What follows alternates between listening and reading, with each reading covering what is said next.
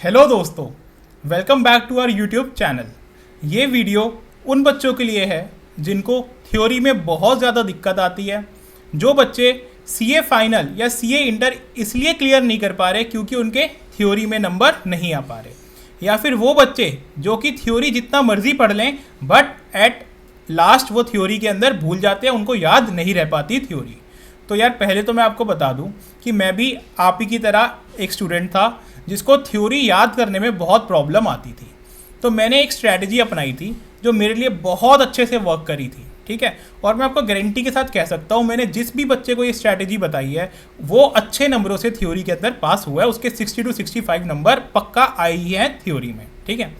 तो अब आपको क्या करना है, सबसे पहले तो सीए इंटर वाले स्टूडेंट्स जिनके मेनली थ्योरी के 3 सब्जेक्ट्स होते हैं, लॉ, ऑडिट एंड एसएम, और सीए फाइनल वाले स्टूडेंट्स जिसका मेजर थ्योरी का एक ही सब्जेक्ट है वो है ऑडिट, ठीक है।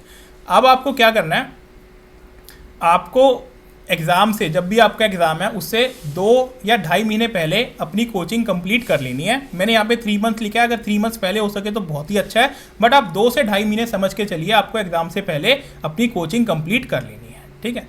अब कोचिंग कंप्लीट करने का कई बच्चे मतलब समझते हैं कि सर हमने लैपटॉप में लेक्चर्स चला दिए और मस्त ईयरफोन्स में बैठ के हम ऐसे करके देखते रहे अपने लेक्चर्स, हमारे लेक्चर्स कंप्लीट हो गए, हमारी कोचिंग कंप्लीट हो गई। नहीं भाई, कोचिंग कंप्लीट करने का मतलब क्या होता है कि आपको जो कॉन्सेप्ट्स हैं वो अच्छे से समझ में आ गए, प्लस आपको जो रिवीजन के लिए मटेरियल चाहिए वो आपका फाइनल हो गया कि मेरे को इस मटेरियल से रिवाइज करना है, आपके नोट्स फाइनल हो गए, ठीक है ना। अगर कोई टीचर आपके नोट्स नहीं बनवा के दे रहा कोचिंग के अंदर तो वो टीचर बिल्कुल भी सही नहीं कर रहा है आपके साथ। टीचर का मतलब होना चाहिए कि अगर वो बहुत वास्ट सिलेबस है तो उसको आपके लिए शॉर्ट फॉर्मेट में उसको ला के दे दे, जिसमें कुछ भी इंपॉर्टेंट मिस भी ना हो और आपको रिवाइज करने में भी कम टाइम लगे, ठीक है। तो अब आपको कोचिंग जब आपकी कंप्लीट होगी तो कुछ बातों का ध्यान रखना है। पहले तो फर्स्ट स्टेप है ये, फर्स्ट स्टेप में आपको क्या ध्यान रखना है कि आपका जिससे आपने पढ़ाई करी है वो जो मटेरियल है वो स्टडी मटेरियल बेस्ड होना चाहिए, जो कि आईसीआई का स्टडी मैट होता है उसके ऊपर ही बना हुआ होना चाहिए। सेकेंड चीज़ का आपको ध्यान रखना है कि आपके मटीरियल में जो जो कीवर्ड्स होते हैं जो आपको हर आंसर में लिखने होते हैं वो प्रॉपरली हाईलाइटेड होने चाहिए, ठीक है ना। टीचर उसको बोल्ड या हाईलाइट करके आपको देगा, अगर वो नहीं देता तो आपको खुद से कोचिंग के दौरान वो इंपॉर्टेंट वर्ड्स को हाईलाइट कर लेना है। एंड थर्ड चीज़ क्या है सर, थर्ड चीज़ है कि जो भी आपके लेंथी या डिफ़िकल्ट टॉपिक्स हैं उन सबके आपके पास क्रिस्प नोट्स होने चाहिए। मान लीजिए जब आप कोचिंग ले रहे हैं, आपने देखा यार एक टॉपिक तो मेरा पूरा 1 पेज का है, ठीक है, और ये बहुत इंपॉर्टेंट भी है एग्जाम के लिए, तो अब आपको क्या करना है, उस 1 पेज के टॉपिक को कोशिश करना है कि आप अपने 7 to 8 लाइंस के अंदर एक जगह नोट्स बना लें जिसमें आप सारी जो भी इंपॉर्टेंट चीज़ें हैं उस 7 to 8 लाइंस में लिख लें। इसके लिए आप उस टॉपिक से रिलेटेड जो भी क्वेश्चंस आए उनको रेफर करके वो नोट बना सकते हैं, या फिर आप जो जो इंपॉर्टेंट चीज़ें हैं उसको एक निमोनिक्स फॉर्म में अपने नोट्स में लिख सकते हैं, ताकि आपको जब रिवाइज करो तो वो आपके पूरा जो 1 पेज है उसको ढंग से याद करने में आपकी हेल्प कर सके, ठीक है।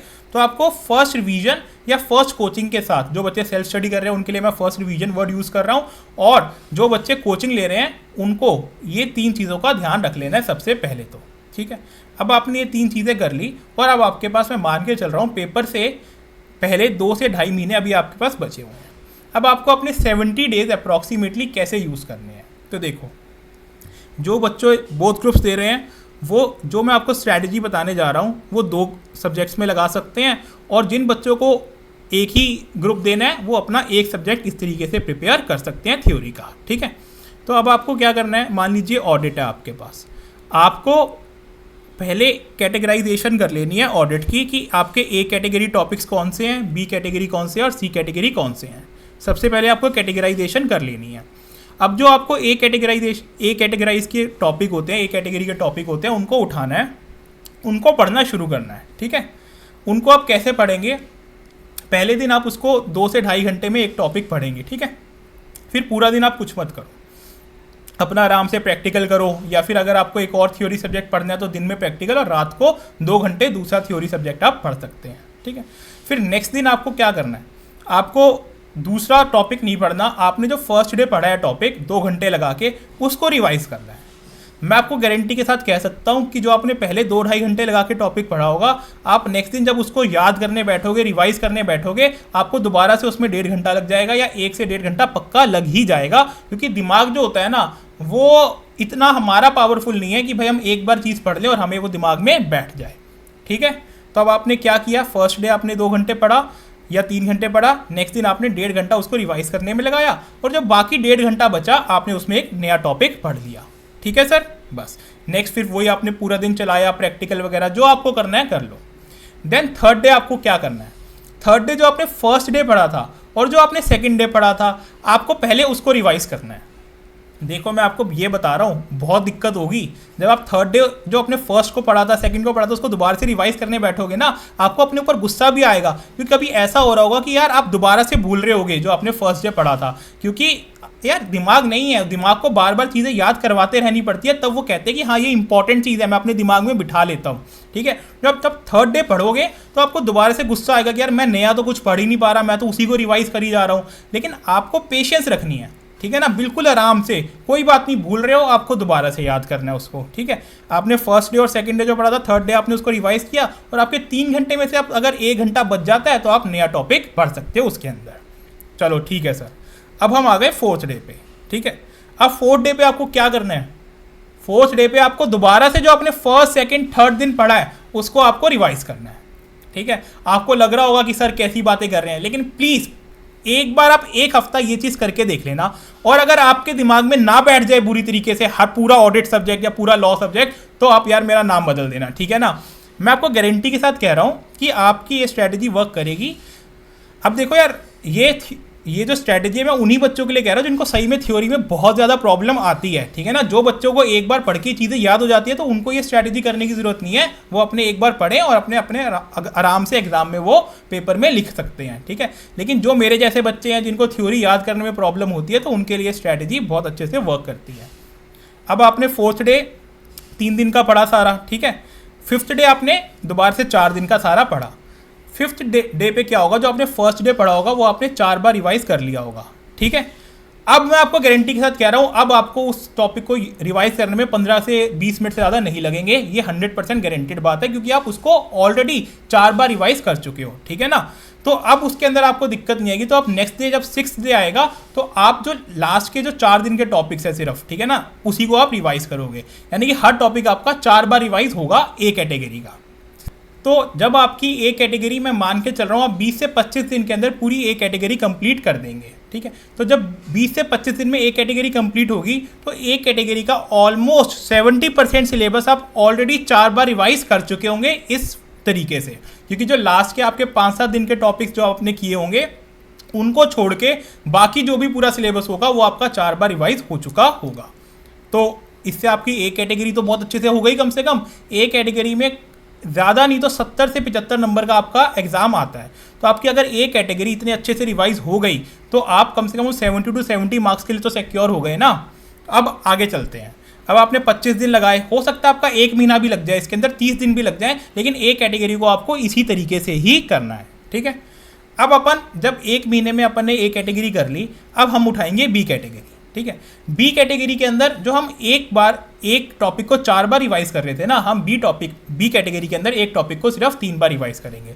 यानी कि पहले दिन कुछ पढ़ा, नेक्स्ट दिन हमने उसको रिवाइज किया, थर्ड डे जो है हमने जो पहले और दूसरे दिन पढ़ा था उसको रिवाइज किया, और फोर्थ डे जो हमने पहले दूसरे और तीसरे दिन पढ़ा था उसको रिवाइज किया। ठीक है, फिर फिफ्थ डे पे जो हमने फर्स्ट डे पढ़ा था उसको हमने छोड़ दिया और सेकंड, थर्ड और फोर्थ डे वाले को हमने रिवाइज किया। तो इसके अंदर मैक्सिमम आप 3 बार एक टॉपिक को रिवाइज करें, और इससे ज़्यादा करने की ज़रूरत नहीं है बी कैटेगरी में। अब मैं मान के चल रहा हूँ कि अगर आने वाले 15 दिन के अंदर आपकी बी कैटेगरी भी इस तरीके से रिवाइज हो जाएगी। ठीक है, चलो बहुत बढ़िया। अब आप उठाओगे सर सी कैटेगरी। ठीक है, अब सी कैटेगरी के अंदर आपको क्या करना है, सिर्फ एक बार आपको रिवाइज करनी है सी कैटेगरी। आपको सिर्फ उसको समझना है कि इसके अंदर क्या क्वेश्चन है, ताकि एमसीक्यू आ जाए तो आप उसको टिक लगा सके, और जितना आपसे याद हो सके आपको उतना याद करना है। उसके अंदर आपको ज़्यादा मेहनत नहीं करनी, मैक्सिमम आपको 5 दिन देने हैं सी कैटेगरी के अंदर।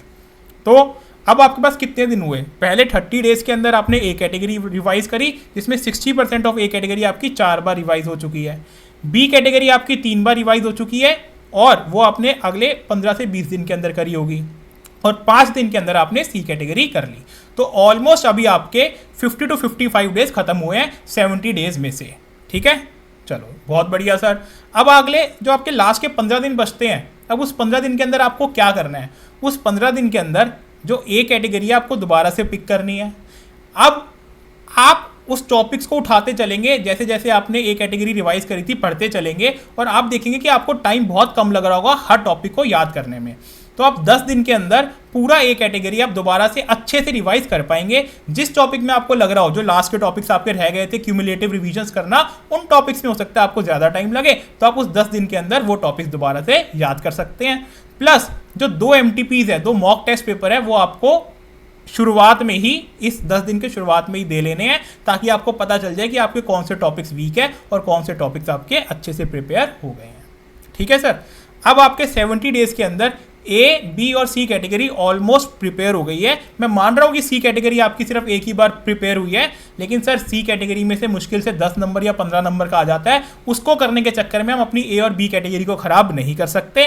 तो मेरे तो यही मानना है कि भाई कम कर लो लेकिन अच्छे से करो, सब कुछ करके जाओ और कुछ भी हमें याद नहीं है एग्जाम में, उससे बेहतर तो ये है कि हम ए कैटेगरी और बी कैटेगरी पे फोकस कर सकें, उसको हम क्यूमुलेटिवली रिवाइज करें और अपने एग्जाम के अंदर 65 से 70 नंबर का जुगाड़ कर लें। हमें 100 नहीं चाहिए। ठीक है, तो मेरा मानना यही रहता है। अगर आपको ये स्ट्रैटेजी लग रहा हो कि आपके लिए वर्क करेगी, तो प्लीज़ इस वीडियो को लाइक ज़रूर करना, और मैं आपको गारंटी के साथ कह रहा हूँ 1 हफ्ता ये स्ट्रैटेजी करके देख लेना, पक्का पक्का आपको चीज़ें याद होनी शुरू हो जाएंगी और एग्जाम से पहले आपका कॉन्फिडेंस इतना हाई होगा ना सर कि मैं आपको बता ही नहीं सकता। तो sir keep working hard, keep studying hard. Bye bye.